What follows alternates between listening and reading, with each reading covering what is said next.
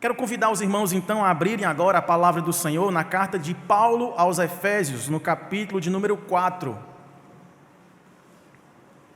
Efésios, capítulo 4. Se existe um compromisso da vida cristã, meu irmão, minha irmã, é cultivarmos e preservarmos a unidade da igreja como corpo de Cristo. Esse é um dos compromissos básicos que toda a Escritura nos ensina a guardar e a exercitar para a glória do Senhor Jesus, que é o cabeça desse corpo. Quando nós pensamos nesse corpo, nós não pensamos em homogeneidade completa. Estamos falando de membros diferentes. E por isso que a analogia que Paulo usa em outra carta, a carta aos Coríntios, é muito apropriada quando ele fala do corpo, porque nem todo mundo é boca, nem todo mundo é pé, nem todo mundo é mão, mas cada parte, complementando a outra, conjuntamente contribuem para o bom funcionamento deste organismo, daquilo que é governado pelo cabeça, que é o Senhor Jesus.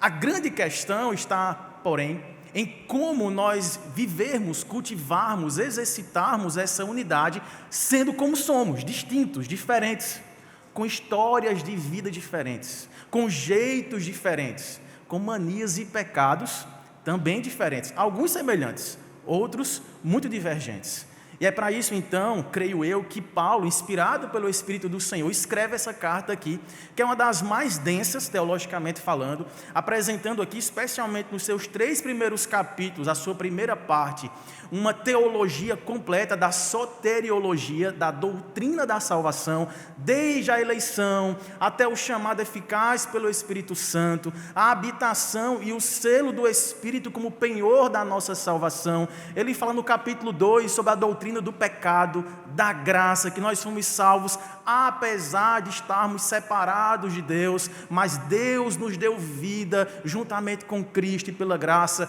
somos salvos. Ele fala da santificação, da perseverança e, concluindo então essa primeira metade da sua carta mais teológica, ele termina fazendo uma oração. No final do capítulo 3, Paulo se coloca de joelhos e fala: por esta causa eu rogo ao Senhor que traga a riqueza deste amor unificador para a igreja, a fim de que toda essa salvação, toda esta obra de resgate seja expressada na unidade dos relacionamentos, na unidade do compromisso da igreja viver una, embora seja diversa. E é sobre isso, então, creio eu, que Paulo traz essa ênfase, virando a metade dessa carta aqui, a primeira metade para a segunda metade, trazendo as implicações práticas disso. Então ele apresenta a teologia, ele faz uma oração e diz: Senhor, aplica essa teologia para a tua igreja, para os salvos, para os crentes, a fim de que eles vivam em união.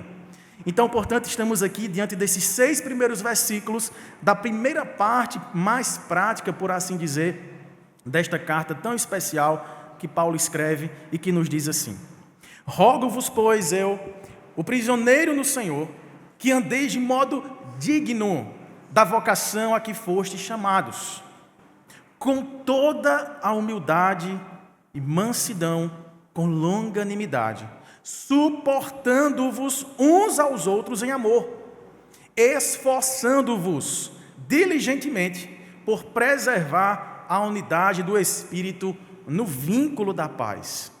Há somente um corpo e um Espírito, como também foste chamados numa só esperança da vossa vocação.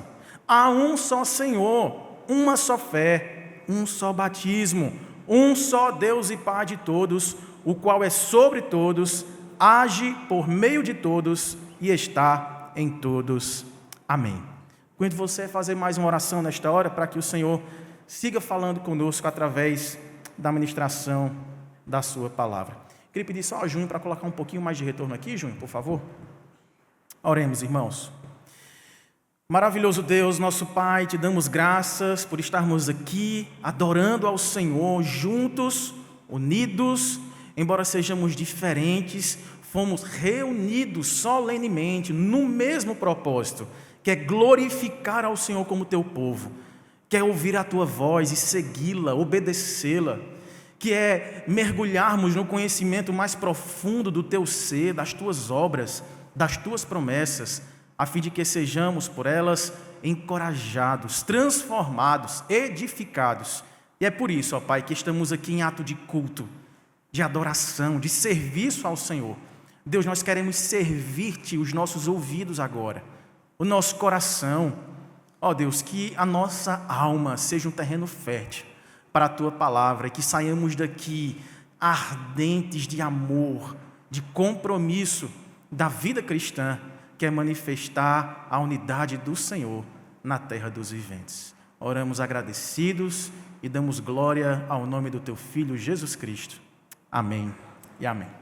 Meus irmãos, Paulo tinha fundado essa igreja aqui e pastoreou durante 3 anos, e estava nesta hora aqui, já em fim de carreira, preso em Roma, onde de lá escreve não apenas essa, mas as outras 3 cartas da prisão, Filipenses, Colossenses e Filemon. Essa carta aqui, como eu vinha dizendo para vocês, é uma das cartas em que ele faz uma divisão muito didática aqui no centro da carta. Então, muito possivelmente, Paulo, tendo conhecimento dessa igreja que ele já tinha pastoreado, onde ele passou um bom tempo do seu ministério, lembra que Paulo era um plantador de igrejas, era alguém que não passava muito tempo nas igrejas que ele plantava, ele tinha trabalhos evangelísticos em várias cidades ali. Então, se ele passou 3 anos aqui, foi uma das igrejas, digamos assim, mais bem-aventuradas pelo ensino apostólico diretamente de Paulo. Apesar disso, Paulo recebe então algum tipo de notícia dessa igreja acerca da necessidade de lhes pregar, de lhes encorajar, de lhes exortar acerca da unidade da fé, a unidade do batismo, a unidade do propósito daqueles irmãos. É por isso então que já nesse primeiro versículo, o apóstolo Paulo começa a fazer essa continuidade de oração através da expressão rogo-vos, pois, irmãos, lembra que ele já tinha rogado a Deus na virada dessas 2 metades da carta, e agora ele roga aos irmãos: rogo-vos, pois eu, prisioneiro no Senhor, que andeis de modo digno da vocação a que fostes chamados. Paulo então está conclamando a que aqueles irmãos que haviam crido em Jesus, que haviam sido fruto do ministério apostólico naquela cidade, estivessem agora vivendo, desfrutando das bênçãos da salvação, e que assim, tendo sido chamados à fé e ao arrependimento eficazmente pelo Espírito Santo, pudessem agora desfrutar de uma herança gloriosa, não apenas na expectativa da eternidade, mas expressá-la aqui no nosso dia a dia. Paulo então faz questão de colocar-se como exemplo. Ele fala: eu rogo a vocês, irmãos, que andem de modo digno, de modo diligente. Aí ele fala: eu, o prisioneiro do Senhor, eu estou aqui, eu estou em Roma, eu estou preso, porque tenho pregado e vivido por esta causa, pelo Evangelho. Cristo vive em mim, não mais eu. E o viver que agora tenho na carne, como ele falou aos Gálatas, vivo na fé do Filho de Deus, que me amou e a si mesmo se entregou por mim. É desse tipo de vida, então, que os efésios estão sendo encorajados aqui, e nós, junto com eles nessa noite, a uma conduta que se harmonize com as bênçãos e as responsabilidades que graciosamente recebemos em nossa salvação. Uma vez que nós somos chamados por Cristo para pertencermos a Ele e sermos membros de uma nova família, a família da fé, devemos andar de modo digno desta vocação. E ele vai explicar o que é então andar de modo digno da vocação do Evangelho. A partir do versículo 2, então, ele faz aí uma série de 3 virtudes cristãs que devem ser cultivadas e expressadas como provas daquilo que Deus já tem operado em nosso coração. Quais são as 3 aí? A primeira é a humildade. A segunda, mansidão. E a terceira, longanimidade. Claro que tudo, irmãos, que nós recebemos de Deus, digamos assim, no pacote da salvação, é uma obra da graça. A gente não fez nada por merecer. A gente não merece nada da parte de Deus. Tudo que Deus nos deu, tudo que Deus outorgou para nós, tudo que nós herdamos dele por meio da salvação em Jesus, nós não movemos 1 centímetro na direção de sermos favoráveis a Deus. Pelo contrário, apesar, como diz o capítulo 2, de estarmos mortos em delitos e pecados, ele nos deu tudo. nos deu vida, nos deu graça, nos deu fôlego de uma nova vida, um novo nascimento. Isso ficou muito claro quando, nesse capítulo 2, quando ele vai falando da graça de Deus, ele fala, olha, não é que você estava enfermo, não é que você estava em dificuldade moral, não é que você estava em aflições na alma que lhe impediam de ter bom relacionamento com Deus, e aí você foi melhorando ao ouvir essa mensagem de esperança, e aí por mérito próprio você conseguiu crer, você teve a capacidade de ser convencido por essa verdade, e aí seguir por ela para uma vida nova. Não, nós estávamos como que mortos. Morto não deseja, morto não tem qualquer chance de agir favoravelmente a si próprio. Foi necessário que Deus nos ressuscitasse dos mortos, da condenação do pecado, nos dando vida nova e, através de Jesus, nossos olhos fossem abertos. Cada um de nós aqui tem a sua história de como Deus nos trouxe essa nova vida. Alguns de nós aqui podem ter algum tipo de história traumática, aquele tipo de conversão que a gente fala da conversão radical, de que de um dia para o outro, através de um acidente, de uma enfermidade, de uma grande mudança, de uma grande libertação, você experimenta aquela mudança muito drástica e a sua vida é percebida nova, diferente, de modo muito brusco. Outros, porém, passam pela experiência de uma conversão, digamos assim, mais light, mais suave, mais no decorrer dos anos. Talvez alguns de vocês aqui, como eu, foram criados por alguém, o pai, a mãe, ou ambos, ou um tio, ou uma avó, com o ensino da palavra, através da oração, ensinando a dependência no Senhor, confrontando nossos pecados, e a gente sempre se percebeu crentes. E em algum momento da nossa caminhada cristã, a gente sentiu plenamente aquela convicção do chamado à nossa fé e ao arrependimento dos nossos pecados. Seja uma ou outra forma, essa obra é graça de Deus.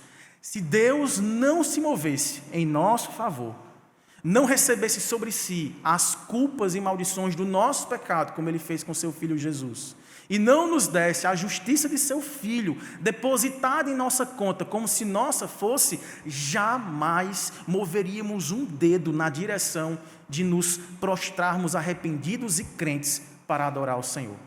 É uma obra inteiramente da graça. Por isso que a humildade, meus irmãos, é a atitude esperada em resposta àquilo que nós experimentamos na nossa salvação. Você percebe que a arrogância, a soberba, a autossuficiência não combina com o Evangelho?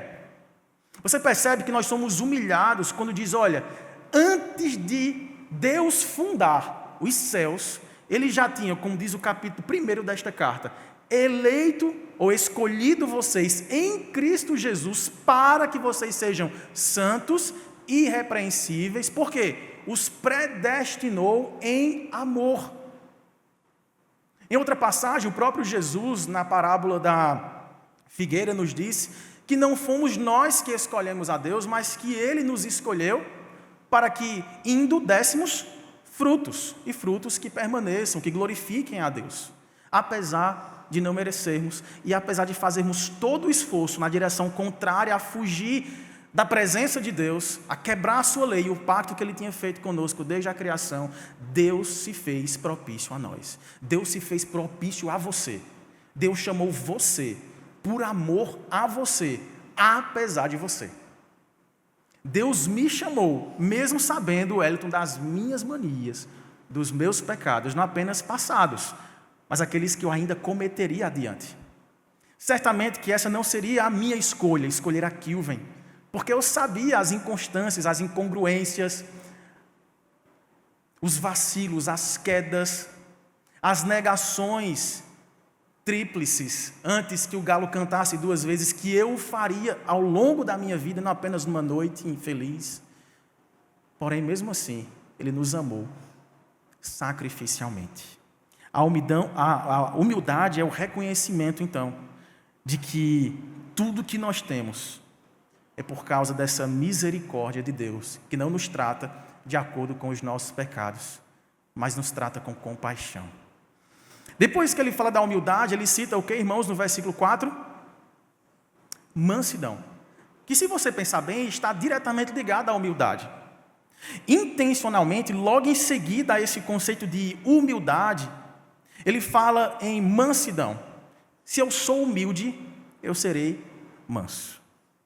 Eu me demorarei em exigir os meus direitos, porque eu sei que eu não tinha direito de nada. Porque eu sei que tudo que eu recebi foi apesar do que eu fiz por merecer. Quando eu lembro então que Cristo derramou seu sangue por mim, porque meu castigo estava sobre ele, eu também lembro que todas as bênçãos advindas da sua obediência e do seu sacrifício também me foram dadas sem que eu merecesse absolutamente nada. Nós somos impetuosos, irmãos, por natureza, em buscar e exigir os nossos direitos. Tem um texto de 1 Coríntios, capítulo 6, versículos 6 e 7, que é um texto assim que vai na contramão desse ímpeto egoísta de clamar para si e arrogar direitos. Se você observar, eu queria que o Lara pudesse projetar para a gente. Paulo está escrevendo para os coríntios, uma outra igreja que ele havia plantado, e aparentemente o problema de desunião dentro de igreja não era algo muito raro, né? Estamos falando de Efésios, e agora Corinto também sofria com esse tipo de problema dentro da igreja, disputas, invejas, né? Aquelas dissensões, eu sou de Paulo, eu sou de apóstolo, eu sou de Cristo, eu sou mais espiritual do que você. Mas aí eles chegaram ao ponto de levar o nome de Cristo para os tribunais. E aí Paulo fala, gente, um irmão irá contra outro irmão em juízo, e isto perante incrédulos. Verso 7. Verso 7. O só existir entre vós demandas já é completa derrota para vós outros. Porque não sofreis antes a injustiça? Por que não sofreis antes o dano? E ele fala, será que não tem ninguém entre vós espiritual suficiente, maduro, para mediar essa questão entre vocês? Então, o que estava acontecendo ali? Dois irmãos, dentro da comunidade evangélica, que haviam ali uma discordância, pode ser uma discordância comercial, alguma coisa em que havia uma posição que o irmão era contrário, um achava que tinha direito, o outro achava que o direito era dele. E ninguém na igreja foi capaz de mediar essa relação. E ela foi para onde?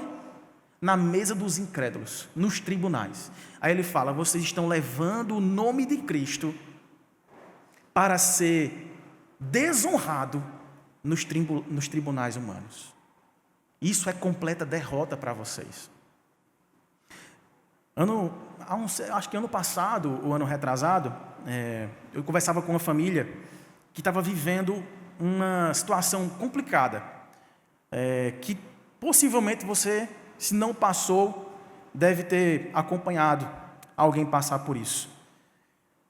Quando alguém na família falece e deixa algum tipo de herança, e quando não se é feito o inventário a tempo, e aquela disputa que toma conta da família, e que aquilo que deveria ser conversado, combinado, as divisões, torna-se caótico, divide a família, começa uma série de inimizade, de disputas, e essa guerra muitas vezes vai parar nos tribunais.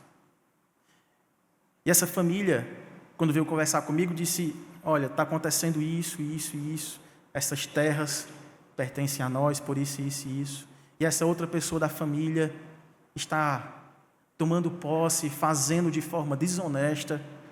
O que é que a gente deve fazer? E, irmãos, esse parente era pastor. E eu conhecia a cidade onde ele era pastor. Uma cidade pequena, daquela que todo mundo se conhece. E lendo esse texto aqui com essa família, eu disse, olha, vocês precisam disso aqui para sobreviver? De fato, isso aqui vai fazer falta para a família de vocês, a ponto de colocar vocês em uma situação de risco? Ou vocês conseguem viver sem precisar entrar nessa guerra judicial, mesmo que, ao meu ver, vocês tenham o direito de disputá-la? Vocês vão levar o nome de Cristo, vocês são crentes, há um pastor, vocês são família de sangue e de fé. E vocês vão levar essa disputa para os tribunais. Como que fica a honra de Cristo numa situação como essa? Falo isso, irmãos, já adiantando para vocês, que não é fácil uma decisão como essa. É fácil você abrir mão de um direito? É fácil, irmãos? Ainda mais como mexe com finanças, com dinheiro, com posse. Eu sei que não é fácil. Mas o fato de levarmos essa disputa e o nome de Cristo para os tribunais, Paulo disse, isso já é completa perda, isso já é completo desperdício, isso já é completa derrota para vocês. Nós devemos ser mais lentos, irmãos, em recobrar os nossos direitos. Quando a gente pensa que tudo o que nós tínhamos por direito era passar uma eternidade desterrados, desassenhorados por Cristo, abandonados, inimigos do Senhor, afligidos por sua ira santa, todos os dias e todos os momentos. O que é que importa mais? O que é que você não deve abrir mão em favor de honrar aquele que muito te amou e que deu tudo de si, derramando o seu próprio sangue, para te ver acolhido na família e herdeiro dos novos céus e nova terra? O que é um terreno? O que é uma causa? O Evangelho nos desafia, irmãos, a decisões duras. Mas para além da mansidão, ele cita na sequência do texto longanimidade. Longo ânimo, pavio longo. Semelhantemente a essa virtude que nós devemos buscar, que derivou da primeira, humildade, levando à mansidão, essas duas levam à longanimidade.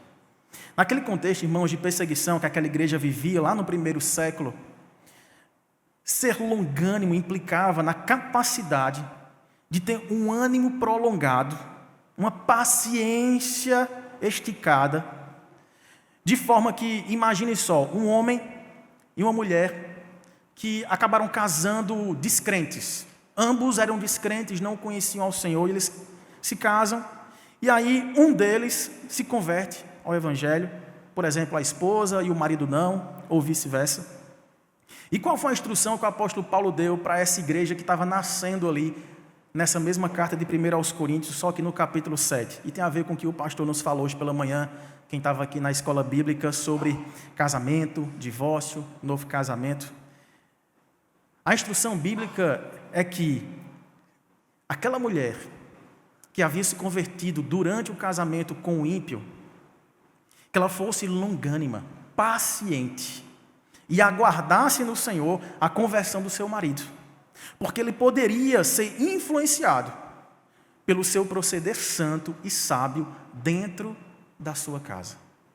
Veja que aqui não há nenhum encorajamento da parte do apóstolo de que as pessoas se casem em julgo desigual, algo que ele tinha acabado de condenar no capítulo 6, capítulo anterior, mas o que ele está ensinando é, na ocasião em que ambos casaram-se descrentes, mas que, durante algum tempo, um dos cônjuges foi alcançado, se converteu, que não deve abandonar o outro, a não ser que o outro queira abandonar, e você estará livre. Mas se o outro quiser continuar com você, você deveria ser longânimo e, pelo seu testemunho, potencializar aquilo que só o Espírito de Deus pode fazer, que é usar o Evangelho para converter alguém. Essa paciência, essa longanimidade, a gente deve ter não só com os não convertidos, não só com os descrentes, mas especialmente com os de casa, com os da família da fé. A gente deve pensar o seguinte, irmãos: Deus é tão longânimo para comigo, conhecendo tão bem quem eu sou e a multidão dos meus pecados, e ainda assim me trata com tamanha misericórdia, que eu também devo ser paciente para com meu irmão, ainda que seja aquele irmão, ainda que seja aquela irmã que você está lembrando aí, que você está pensando agora, e você já pede perdão por estar pensando isso da irmã e do irmão. A gente sabe que não é fácil, irmãos. Nós temos semelhanças, temos virtudes parecidas, mas nós somos diferentes, somos diversos. Mas está diante de nós a capacidade do Espírito de nos unirmos e de suportarmos uns aos outros. É por isso, então, que no versículo 3, Paulo fala de esforço. Vamos ler juntos o versículo 3? Esforçando-vos diligentemente por preservar a unidade do Espírito no vínculo da paz. É com esforço. Não é naturalmente. É diligentemente.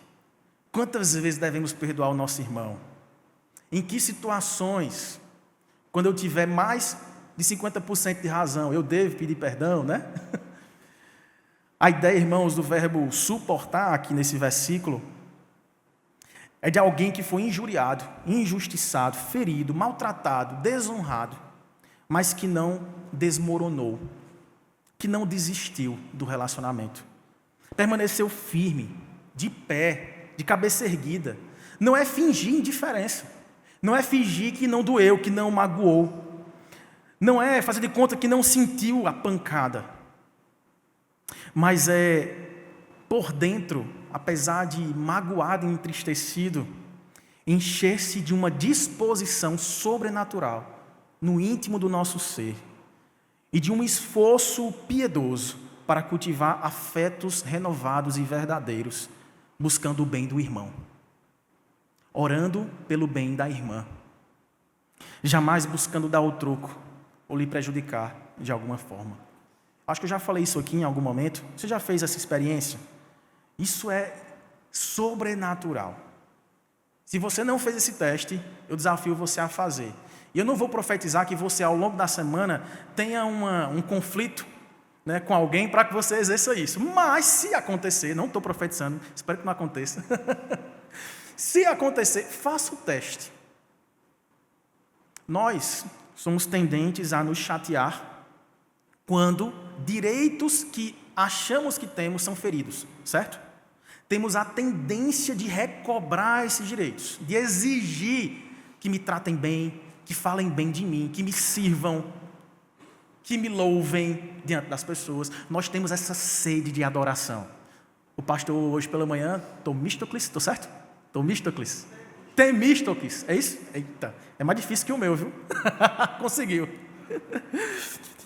Na palavra que ele nos trouxe hoje, ele falou, olha, até o J. Cabilo, né, aquele teólogo bíblico, escreveu aquele livro, Nós nos tornamos aquilo que adoramos. De fato, nós somos tendentes a isso mesmo. Primeiro que nós somos criados para adorar, mas essa adoração muitas vezes é voltada para nós mesmos. E a gente busca deuses que se amoldem à nossa própria imagem, quando o contrário é que foi projetado por Deus. Fomos feitos à imagem de quem devemos adorar. Pois bem, nesse ímpeto de autodefesa e autojustificação, faça o teste. Quando você for desonrado, injustiçado, ferido, quando você for caluniado, ore pedindo a Deus que abençoe aquela pessoa. Mas não ore assim, trincando os dentes. Ou não abra no terceiro livro dos Salmos, que é onde tem a maior parte dos salmos imprecatórios, e faça uma oração imprecatória. Senhor, que o povo pegue em pedras e lasque na cabeça desse santo para ele se arrepender. Não. Faça uma oração de fato humilde, longânima. Senhor, eu estou chateado, eu estou com raiva. Minha vontade carnal é que o irmão pelo menos leve um trupicão em casa e quebre pelo menos o dedinho médio ali do pé. Mas, tira isso do meu coração. Derrama a tua graça sobre a vida dele, dela. Abençoe. Eu não sei porque ela agiu assim, mas que teu Espírito ministra ao coração dela paz, alegria, arrependimento, santidade. E o meu, Senhor, tira de mim o ímpeto da justiça própria, a sede de ser louvado, e ajuda-me a lembrar do que o Senhor fez por mim, levando teu filho à cruz para sangrar por um pecador como eu. Faça esse exercício. É constrangedor e é transformador. Como a gente sai mais leve. Não garanto que na primeira oração você vai conseguir esse efeito, mas persevere e Deus vai ter a maior alegria em fazer você experimentar o que é viver de forma humilde, mansa e longânima, para glorificá-lo e para cultivar a unidade do corpo. A segunda parte aqui do capítulo 4, eu quero fazer com que tenhamos uma experiência mais visual, então eu quero pedir que Luara apresente aí. São 3 slides só, bem objetivos, para que a gente veja como que o apóstolo Paulo foi criativo para apontar para a gente a fonte da verdadeira unidade da igreja. Porque assim, nessa primeira parte, nós vimos que envolve um esforço diligente, pessoal nosso, não é isso? A gente deve lutar contra o nosso ímpeto carnal de arrogar direitos aparentemente adquiridos. Porém, irmãos, todo o nosso esforço será vão se Deus, que é a fonte unificadora da igreja, não agir no nosso coração e não transformá-lo em um novo coração disposto a amar e a perdoar. O versículo 4 está projetado aí, diz que há somente um corpo, há somente um Espírito, e também fomos chamados numa só esperança da nossa vocação. Então a gente tem 3 palavras ou 3 expressões aí para enfatizar uma das pessoas da Trindade. E a primeira delas está destacada na segunda palavra, o Espírito Santo. Pode passar o slide, Luara, só para a gente ler o versículo seguinte. O versículo 5 diz: há um só Senhor, uma só fé e um só batismo. E a palavra Senhor aí se referindo e enfatizando a segunda pessoa da Trindade, Deus o Filho, Jesus. E o verso 6, há um só Deus e Pai de todos, então está falando do Pai, o qual é sobre todos. Segundo lugar, age por meio de todos e está em todos. Então pode voltar para o slide inicial e a gente vai ver como que isso é maravilhoso de nós percebermos nesse texto. Paulo usa uma estrutura aqui de tríades para falar de trindade. A palavra-chave que eu combinei com Luara para ela mostrar o slide, eu nem usei, não foi? Eu disse assim: Luara, quando tu ouviu trim, aí tu abre o slide. Ela, como assim? Eu digo, são tríades para falar de trindade. Então Paulo usou 3 conjuntos de 3 expressões para falar das 3 pessoas da Trindade. O Pai, o Filho e o Espírito são a mesma substância divina, por assim dizer. É o único ser, é o único Deus. A gente não adora a um Deus chamado Pai, outro Deus chamado Filho e outro Deus chamado Espírito Santo. Uma das primeiras explicações que eu recebi na minha infância, eu descobri na época do seminário, viu, pastor, que o nome é modalismo. E é uma explicação que na minha cabeça fez muito sentido. Tomara que nenhuma criança escute aqui para não pensar que está correto. Porque na época fez muito sentido. Que era assim, Deus é um só. Amém. No Antigo Testamento, ele se manifestava como Pai. No Novo Testamento, como Filho. E hoje, como Espírito Santo. Do mesmo jeito que você pode ser a mesma pessoa, tendo um pai, ou sendo pai, sendo filho e sendo irmão.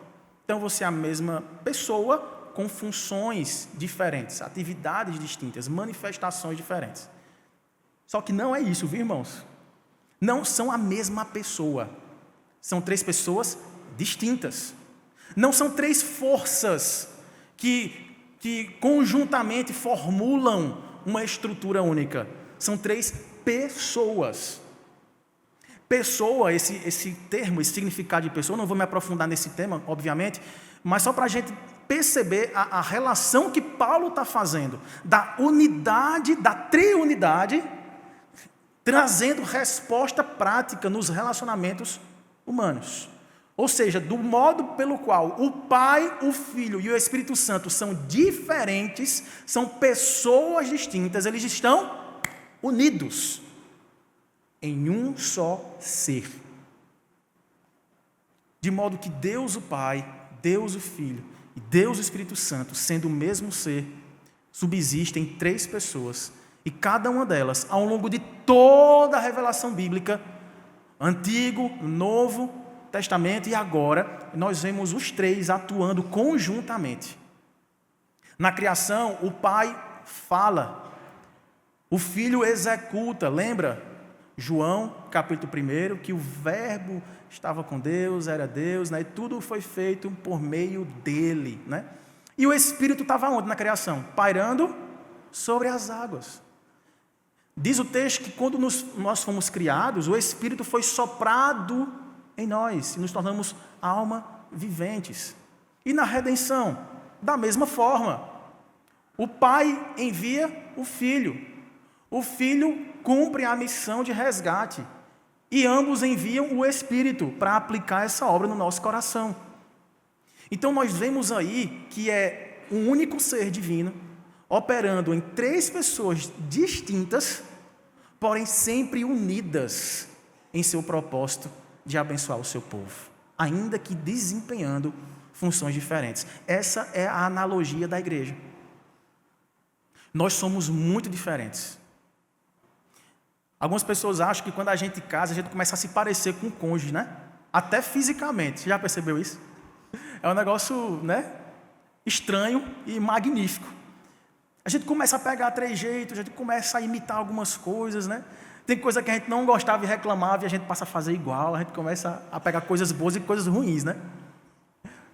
Mas nós não nos tornamos a outra pessoa.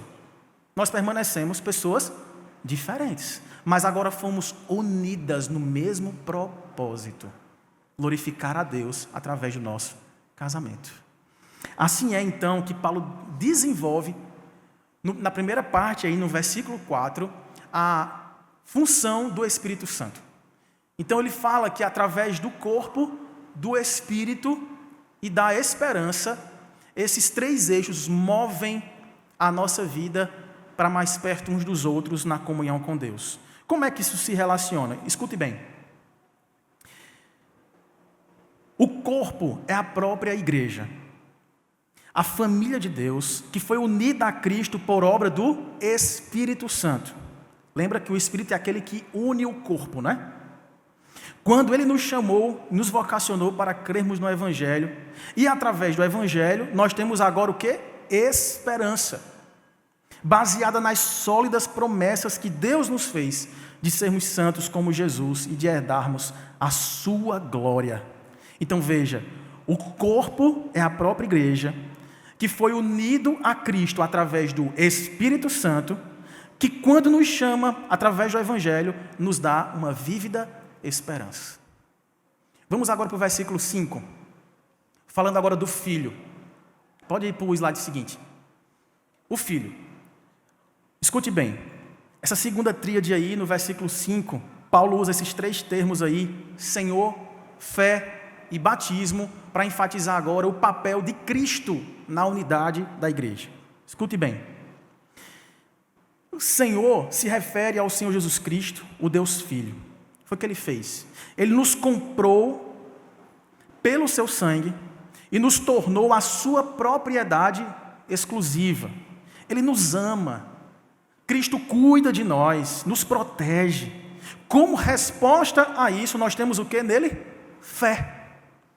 Confiança, no sentido de confiarmos a nossa vida como um todo a Ele, de o confessarmos como nosso Senhor, como nosso Salvador, mas também de crermos nele no sentido de abraçarmos um conjunto de doutrinas que regem a nossa vida a partir de então e que Jesus traz para nós em sua palavra.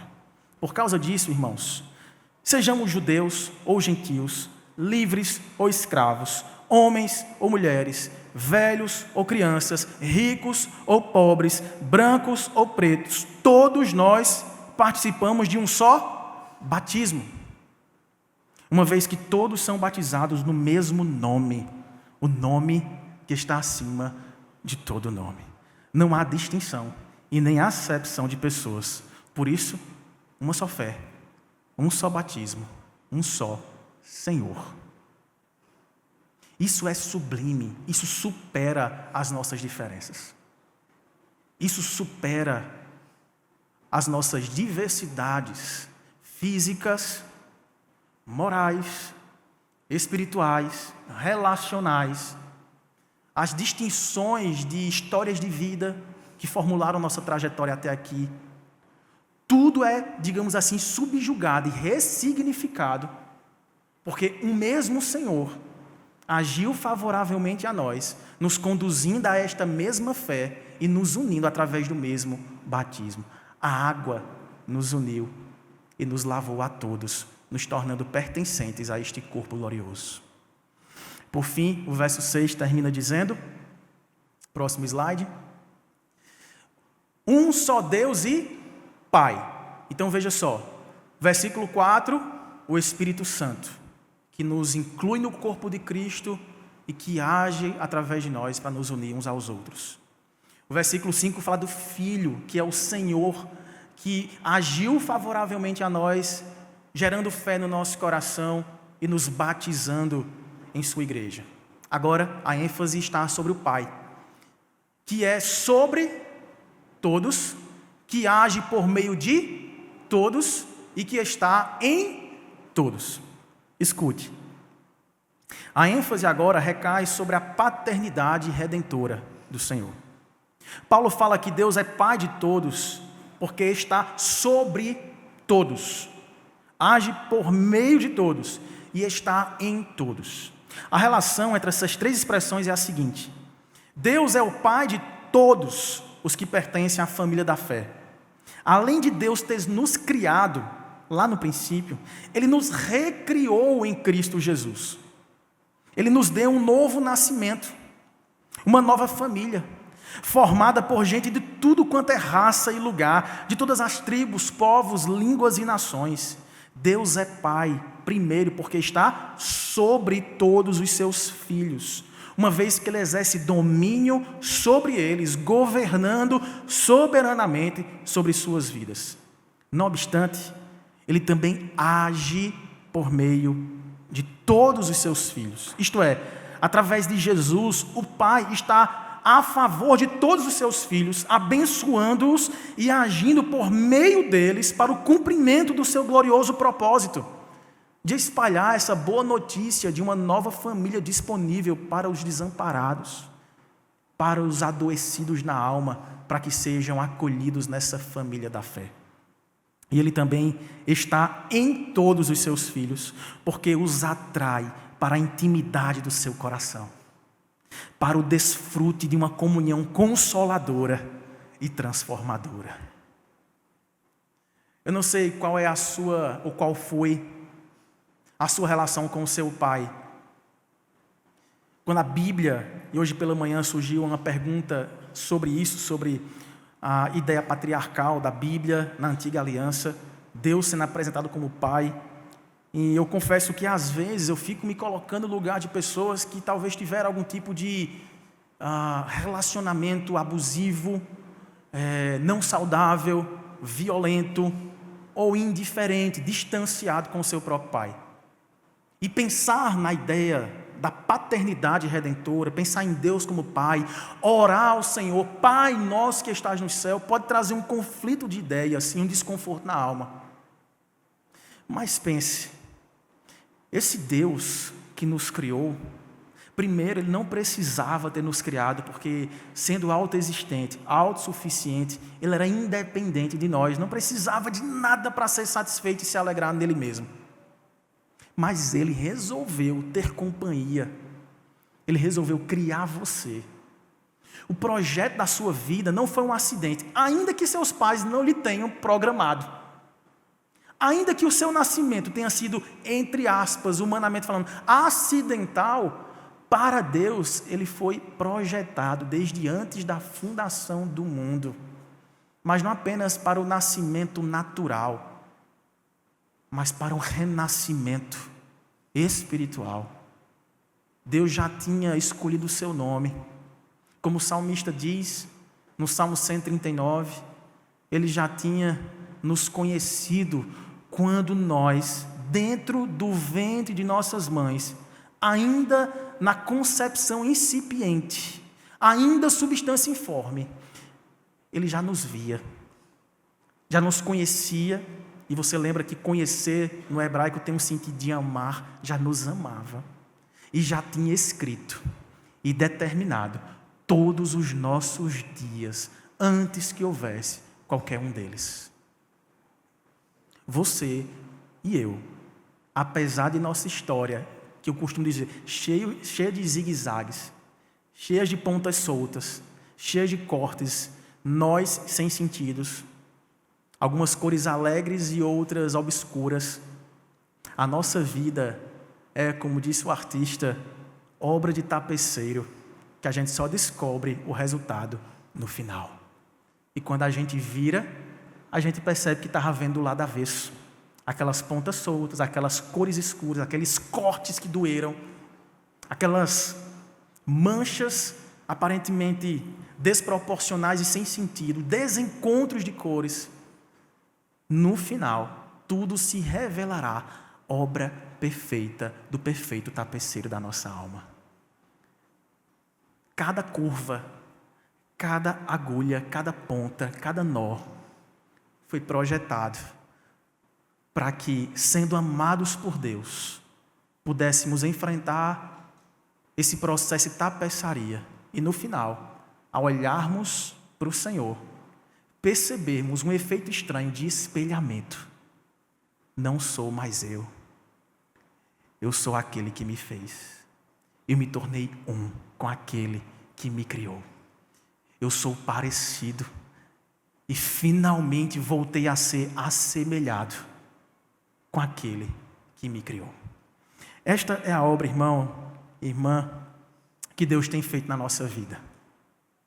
Todos os eventos traumáticos de relacionamentos, familiares ou não, de alguma forma, creia nisso, de alguma forma estão contribuindo para a formação do nosso caráter e nosso assemelhamento a Cristo. De alguma forma, por amor, não por sarcasmo,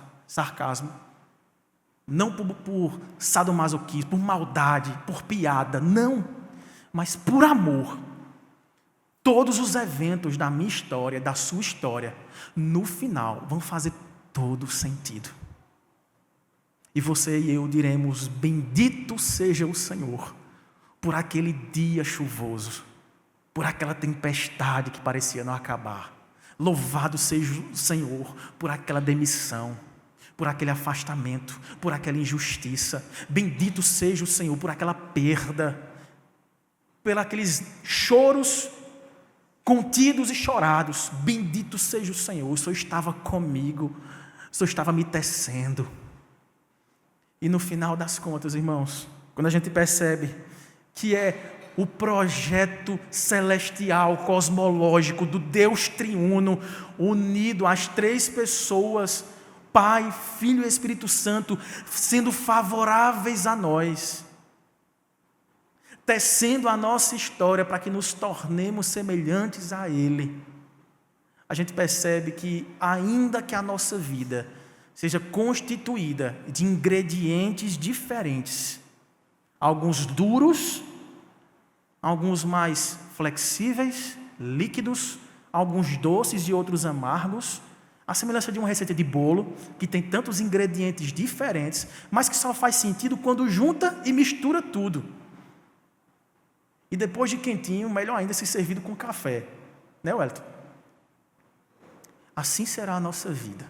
Todos os ingredientes da minha e da sua história constituirão algo saboroso, cheiroso, que glorificará não você como alvo da receita da salvação, e sim ao boleiro, ao tapeceiro, aquele que tem fiado nossa história. No fim das contas, meus irmãos, embora sejamos diferentes uns dos outros, cada um com seu jeito, suas manias, seus pecados, virtudes e defeitos, a verdade é que nós precisamos uns dos outros. A verdade é que não seremos bolo se só quisermos ser leite, ou só manteiga, ou só ovo, ou só farinha. A gente precisa estar junto e misturado. Hashtag aí. Fomos chamados a viver lado a lado na caminhada da vida, suportando com humildade, mansidão e longanimidade. Ajuda-nos, Senhor. As fraquezas uns dos outros, buscando o bem do outro, exercendo o perdão, a misericórdia e o amor, que é o vínculo da perfeição dessa unidade inquebrável. Que possamos buscar a paz, que é o fruto da unidade da igreja. Seja um agente pacificador, meu irmão, minha irmã, do reino de Deus. Não empreste sua boca para a infâmia, para a mentira, para a fofoca, para o desinteresse da unidade do bem comum. Não faça isso. Vá em busca daquele irmão que te magoou, que você lembrou dele aqui. Reconcilie-se. Está aí uma excelente oportunidade de praticar a humildade. Não vá medindo porcentagem de razões. Vá se humilhando. Seja manso, longânimo. Deus te honrará. Vá atrás daquela pessoa que você machucou e que você finge que ela não sentiu. Mas você tem percebido um certo distanciamento, uma certa frieza no tratamento. Talvez seja a pessoa que está do seu lado. Peça perdão. Peça perdão. Não justifique. Não se explique. Peça perdão. Apenas diga: eu errei, me perdoe. Com a graça de Deus, vou buscar não fazer mais isso com você. Por fim, não deixemos de orar uns pelos outros. Esse texto nos ensina, irmãos, que não basta nos esforçarmos para tomar atitude sem orar. O esforço humano, por mais que seja legítimo e exigido da parte do Senhor, não é suficiente. Podemos nos precipitar. A unidade da igreja é do Espírito, ou seja, é feita no âmbito espiritual. Mas também não devemos ficar só na oração, viu? Tem coisa que depende de você e eu. Saímos da nossa zona de conforto e sacrificar-nos pelo bem do próximo, pelo bem do outro, pelo bem do corpo. Que Deus possa manifestar a sua graça uma vez mais na minha e na sua vida, a fim de que a unidade da fé que nos uniu no mesmo corpo através do batismo seja expressada no modo como nos relacionamos. Temos crescido como igreja. Você tem percebido isso visualmente. Olhe para trás e você verá que quase não há espaços numa noite chuvosa como essa. Temos projetos, a igreja tem crescido, o evangelho tem sido expressado e tem se espalhado por esta cidade ao longo desses 23 anos de Ipetambaú. E nós estamos vendo isso acontecer todos os anos para a glória de Cristo. Mas que nada, meu irmão, minha irmã, possa se colocar como ameaça à unidade desta igreja. Seja um pacificador, seja alguém que perdoa, seja alguém que ama. Não tome decisões com base em caprichos pessoais. Não faça partidarismos por lideranças aqui dentro, nem lá fora. Seja alguém que une, seja alguém humilde, seja alguém que espelha o caráter de Cristo Jesus. E Ele será glorificado. Vamos orar? Feche seus olhos.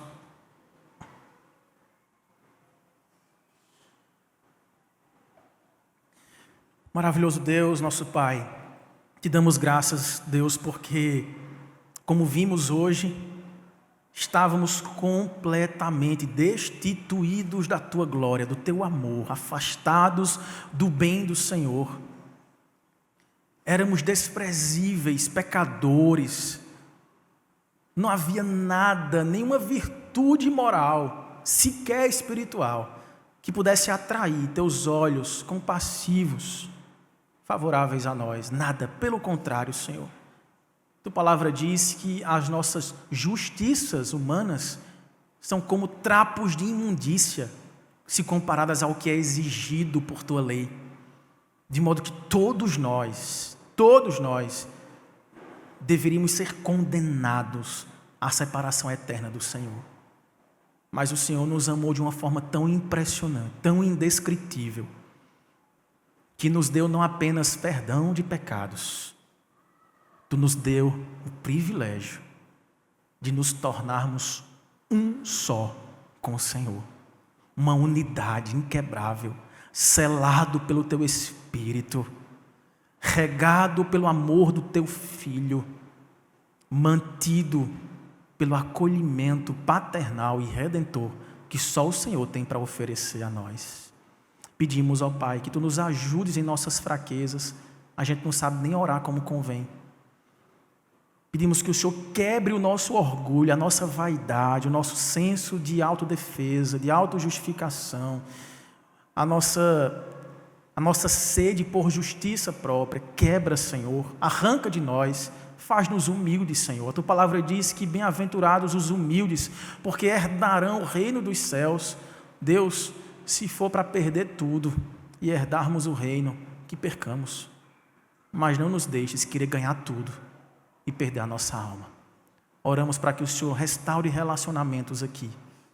Saiamos daqui, ó Deus, leves, não mais com sentimento de culpa, não mais com reservas no coração, com mágoas, não mais com fingimento de que não precisamos pedir perdão porque já faz muito tempo, já passou. Não, ajuda-nos, ó Pai, a sermos responsáveis, crentes de verdade, que fazem a diferença e que honram ao Senhor, para que a unidade do Teu corpo, a igreja, seja a expressão sublime do Teu amor por nós. Oramos agradecidos, em nome do Senhor Jesus. Amém.